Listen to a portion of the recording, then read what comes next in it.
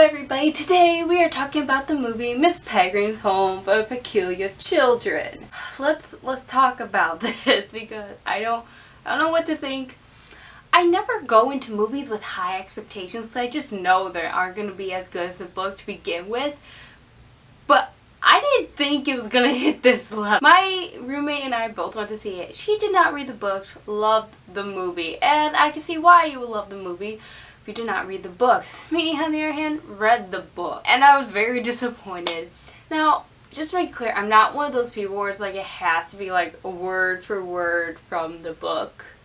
I'm not that one person. If you want to take out one or two scenes or maybe just twerk a little how something happens, okay, but when you start off the movie really accurate and then I don't know what happens, and by the second half, is this even the right movie? Did I pick the wrong movie theater? Am I in the right movie theater here, people? Don't know what happened.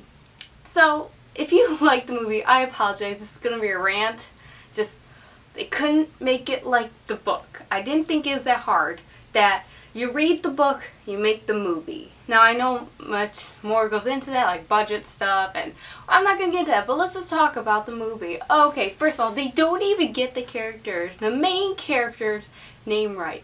They make it Jake, not Jacob. Seriously, what was the big deal if we changed it here? Like, it's one thing if you were short on money and you couldn't cast a one character member, so you just made it like a really small part. But name not that hard to get. And I had really high expectations for this because, you know, Tim Burton, he's known for creepiness and the books are creepy, and I thought it was going to be good, and then we get this. I don't know what to think. Like I said, not even get the main character's name right. Totally do not even put his best friend in there, which, I mean, like I said, that's one of the more minor details, so I guess if that was the only thing that was wrong with the movie, then that would have been okay. But then we get to the peculiar children. First of all, Jacob never convinced his parents to take him to the island by saying, I want to visit the peculiar children home. No, he kind of did that as a side thing, didn't tell anyone, but it kind of defeats the whole purpose of how they thought his grandfather was crazy and stuff. Because if you think the grandfather is crazy, but then you let your child go to this island, it's kind of not helping your case here any. And then we meet the peculiar children, and they switch up Olive and Emma. I don't get what the big deal. Why did we make Olive have fire powers and Emma have lighter than air powers? Like, I get it maybe because that was the whole point with the ship thing, which was stupid because it wasn't even like the book. So you changed the whole character around just to make something that wasn't even in the book. And then Olive is like some 16, 17-year-old when in the book she's like an 8, 10-year-old girl. It's just so frustrating because, like, I gotta admit, the casting was good. Like, the characters looked like each other. Though, I'm kind of confused on this part. They had the twins in there, and I thought there was the twins. Like, I thought I read about the first book, but I'm reading the second book, and they're not in there. So I don't know if it's something the movie added, or maybe something happened in the first book that I don't remember. But that was, like, a little confused on, but that it might not be the movie's fault. But like I said, I mean, all the actors were great. Everybody portrayed their character very well. It was just, it wasn't there. Like, the plot was there. The first half of the movie, the plot was there. Like, you clearly could say it just, none of the events that involve the plot happened, if that makes any sense. Like, one of the best ways the movie could have introduced all these peculiar children is how they did in the book with that little, like, talent show type thing. That would have been perfect. It just, no. And then the second half, like, modern day, like, this is stupid. First of all, they can't get out of their own time loop for how many long, even though I think that happened in the book. It's been years since I read the book. But no, they go into this modern day carnival, and, like, no one does anything. Like, they're all just watching, like, oh, look, a floating girl. Oh, this is interesting. I don't know if I saw someone floating, I'm pretty sure I'd be, like, freaked out. Maybe someone would probably call the cops because what is going on here?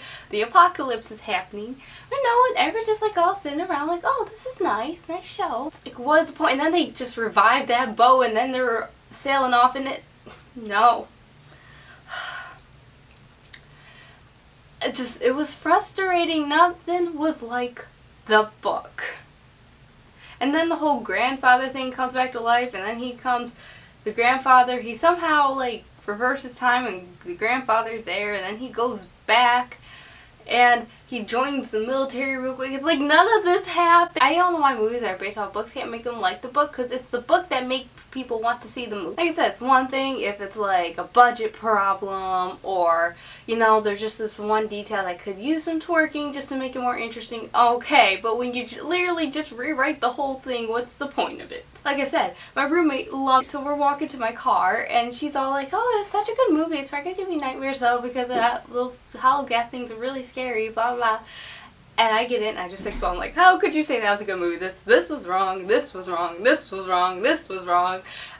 She just looks at me like I'm crazy, but it's like, no, you have to read the book to understand it. Side note, my dorm is right by the door, and the walls are super thick, so everybody can hear this right now, so they all probably think I'm crazy, but we know what's going on. We know. Movie, I don't know, I was actually bored in it. Like, I didn't even like it, but like I said, it's because of the book, so I knew what happened because of the book, but it was nothing like the book, so I was bored in it. So I was just like kind of just sitting there like, can I get my money back?